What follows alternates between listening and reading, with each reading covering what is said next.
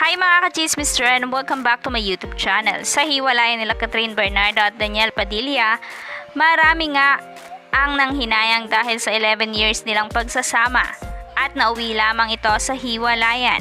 Ang masakit pa dahil sa third party.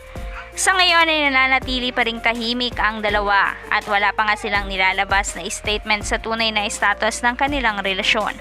Umaasa naman ang avid fans ng Katniel na maayos nila ang kanilang problema at magbabalikan sila kung totoo man ang nasabing hiwalayan. Isa sa mga avid fans ni Catherine ang naglabas ng kanyang hinanakit tungkol sa hiwalayan ng dalawa. Ayon sa kanya ay pagod na nga si Catherine at wala na itong balak balikan si Daniel Padilla. Ayon sa kanyang viral post, Kat, ayaw nang balikan si DJ. Sawang-sawa na daw ito sa paulit-ulit na panloloko sa kanya. Kung dati ay inaayos pa nila ang bawat pagkakamali ni DJ, ngayon ay nagsawa na daw ito. Kat, humahanap ng magandang timing bago i-reveal na break na sila. Marami pang projects at endorsement ang nakalatag sa couple. Kaya lihim nilang itinatago ang kanilang hiwalayan.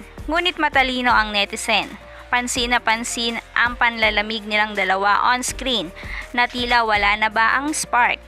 Kat, change her image on screen. Tumatanggap na siya ng sexy project na tila hindi niya ginagawa dahil ayaw ni DJ. Kayo na ang humusga.